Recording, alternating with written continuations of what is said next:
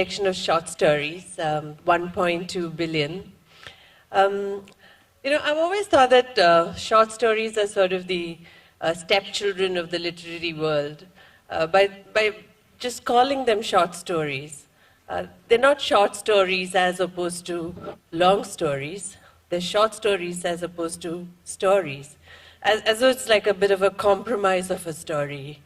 So what made me pick Mahesh's book for the discussion today is the fact that by calling it 1.2 billion and sort of making it the stories of 1 billion and 200 million, he's sort of taken the short out of the whole story business. So here are 1.2 billion stories, which is a pretty damn long story if you think about it. I think of it as this audacious sort of move to correct this this terrible trauma that short stories have been inflicted with, the fact that as a reader, you're getting a smaller experience because it is a short story. Apart from that, what I found most revealing about the stories is that across the various characters that Mahesh writes about, and there are several different kinds of people in the story. So there is a lady who has just started working in a yoga center. There is a poor tribal woman. There is a person who is very busy committing adultery. There is a C-grade Bollywood actor. Would you call him C-grade? I think C-grade is putting it generously. Yeah, so below C-grade Bollywood actor.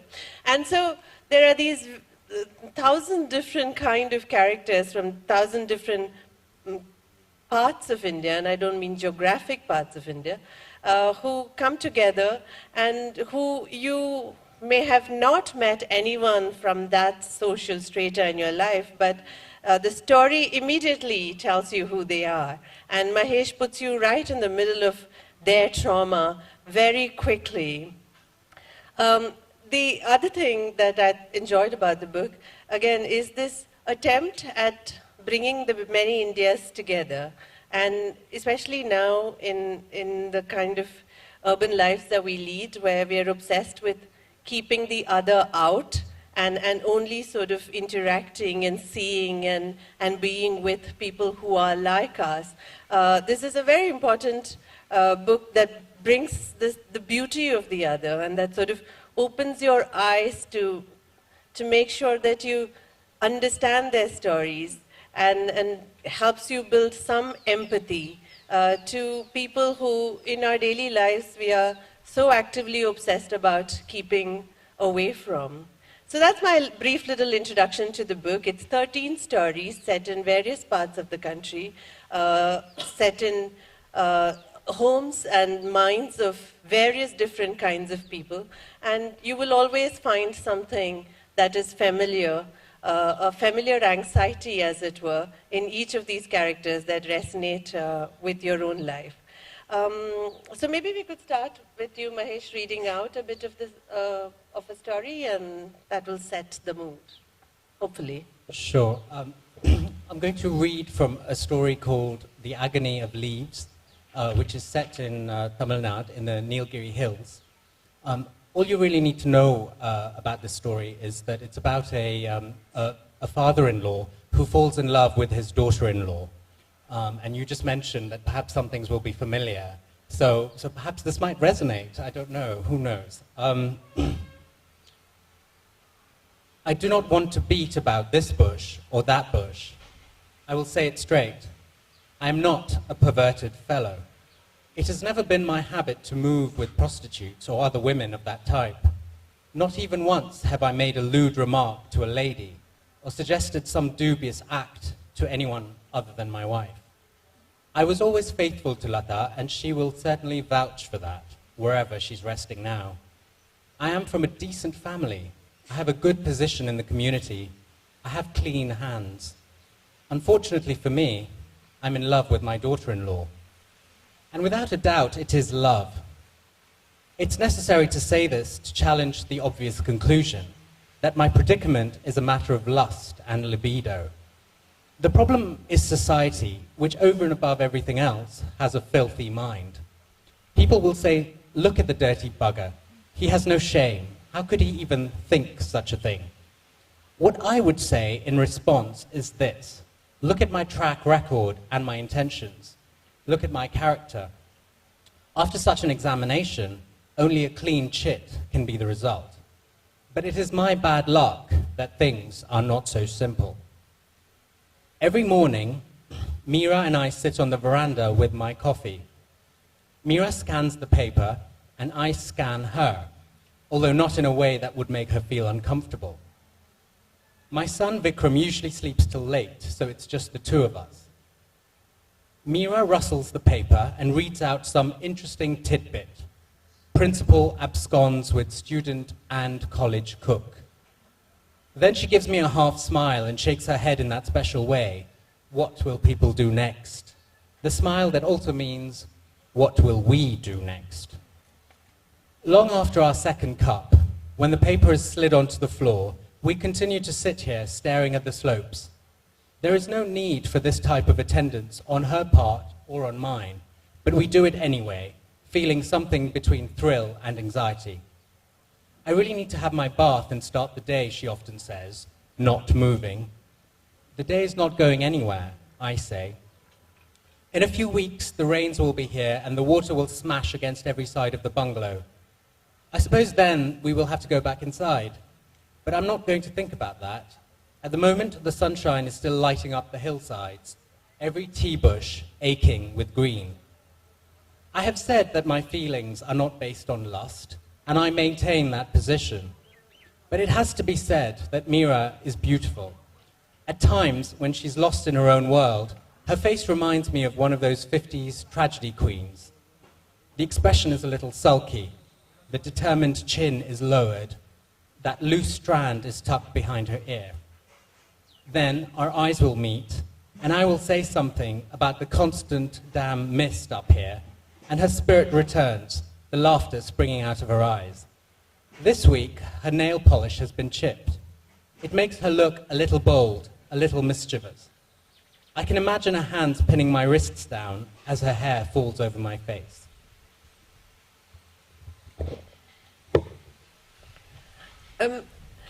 The one thread that I saw that runs through the stories is an uncertainty of belonging, whether it is the father-in-law or Bindu, who has left her job in a small hotel in Bangalore to move to a yoga resort, or the narrator who lives in a camp. They're all unsure of whether they belong to this place that they have been set in, or the situation that you have set them in. Was that a thread that you saw running across as well, or is that just the nature of lives, that our primary anxiety is about belonging? I mean, I think it is about belonging, but it's also about very, very sudden and rapid shifts that can precipitate very dramatic turnarounds in our lives. You know, something that can that comes across as quite small and quite distant can precipitate very, very large changes. It's not something, because I wrote these stories over a period of about 3 years. So when you do that, I don't think you have in mind certain themes or you know, any kind of commonalities that you want to thread through. They just sort of happen because that's a bit like what life is. I mean, I think the one thing I did try was to try and get as much variety as possible in this, because that is really the extraordinary thing about living in this country, is just, I mean, it's a cliche, but it is a mind-blowing diversity. And particularly from the point of a short story writer, you get very bored as well. I mean, writing is sometimes fun, but very often very boring. So you have to kind of entertain yourself as much as the reader. So it was trying to find these different stories and looking for signs all around you about where these stories might lie. And one of the other varieties that you have made sure sort of exists in the book is the fact that there are as many female protagonists and narrators as there are male. And it is quite a challenge to write from both points of view with as much authority. Did you find it hard at all? Or did... No, I mean, I don't find it hard, but I mean, I'm always surprised because this is the question I get asked more than any other. Particularly because when I wrote my first novel, again, the three main characters were women. And I just thought, well, they're people, but people talk to you very often as if, really we're from different planets or we're different species, and I don't know. I mean, I think part of the reason is that there are male writers who write very bad female characters or who choose to write female characters very badly. So perhaps that's it. But I haven't really found it difficult because I think as long as you inhabit your character's world completely, you sort of recognize them as three-dimensional people who, have fears, aspirations, ego problems, whatever it is. And they're not ciphers. They're not just there to serve some very flimsy purpose. I can't see what the problem is, but I do appreciate that it's something that people think about a lot because I do get asked about it very much. Now, you make it sound simple, but it isn't. For instance, one of the stories about two couples going out for dinner, and there is sort of subtle sexual, not subtle, sexual harassment, which is subtle to the other people at the table, except for the two people who are involved in harassing and being harassed. That has to come from a place of either having heard a first-hand account, because it is so authentic. I think the thing is that most people who take their fiction writing very seriously are incredibly nosy people, and I count myself in that number. I mean, you could start telling me a story about someone that I've never heard of, that I will never meet, and I will want you to finish, because I'm just always very, very nosy about all sorts of things. And I think when you're constantly watching people or trying to listen to their conversations, you see a lot of things that perhaps other people might miss. I mean, I don't know, I was just saying to someone about traveling on public transport, and I really try not to have headphones in my ears, earphones or anything like that, because there's so much you miss, especially in India, because you're thrown together with people at such close quarters so much of the time that stories just come to you. You don't even have to very often go and look for them, Yeah, I mean, certainly, for example, the novel the story that I just read from, it comes from an anecdote I heard from within my extended family, actually. What happened was that there was a woman in a joint family situation, and she came out with this accusation, which was that her father-in-law had been peeping at her through the bathroom window.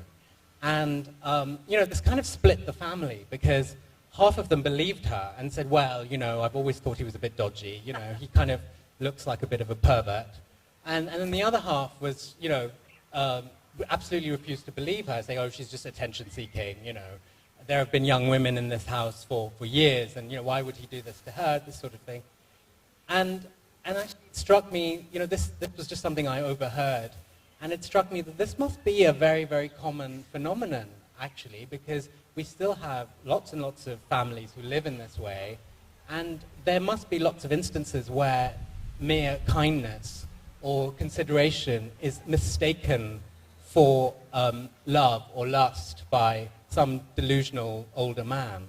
So, yeah, so very often these stories just kind of come to you. One of the criticisms that Omer Ahmed, who reviewed the book for my paper, had, and I completely agree with him, is that some of the stories should have been full-fledged novels. I mean, and that there was so much scope to expand them into a larger form. Were you tempted? No, not really, because I think when you're writing a short story, you're completely in that zone. You pick that particular story because it's right for the form, and to try and stretch it out into something else, I think there is a real risk of ruining it. I don't think it's a bad thing to leave people wanting more. You know, I almost see that as a mark of success. It's so much better than them not wanting more. You know, so I mean, I think people who say that it's a compliment. I mean, you say that it's a criticism, but I honestly do. I view it as a compliment, and I think the thing about a good short story is that it should leave you. Even if you don't want more, it should leave you thinking about what's happened. You know, there should be enough ambiguity in it, or something along the lines where you're still playing around with what happened, and did this really happen, and could this have happened? I mean, there are lots of metaphors of what a short story is, you know, but one of my favorites is that it's like a radioactive cabbage. You know, if you leave it in a field, it should be glowing in the dark long after you've left it. So I think the things I've picked, I've felt were just right for this form. Did you have to cut any of these? 3 stories got left out. Okay. There were 16 initially. So there was a story in Kerala and a couple of others that got cut out. And I hadn't realized this, but when you sign a publishing contract, the contract says very clearly the number of words. So mine said 60,000 words, and my publishers were very keen to stick to that, so they just cut 3 out. But yeah, I mean, that was, because you go back and forth trying to decide which ones to cut out. And actually, all the weird decisions you make, I mean, it probably doesn't strike the reader, but we spent days working out which order the stories should appear in the collection. And probably it actually doesn't really matter to the reader at all. No, I think it does, and I was going to ask you if you had spent time thinking about the order. Days, it feels like I spent more time deciding on the order than writing them. You know, I mean, it's sort of, you feel that it's very important, and I mean, it's interesting to say that it did kind of matter to you, because I'm not sure whether it is important or not, but you build yourself, you sort of go into a state where you think it's really important. I mean, you know that the first story has got to be, you know, one of the better stories in your opinion. But, yeah.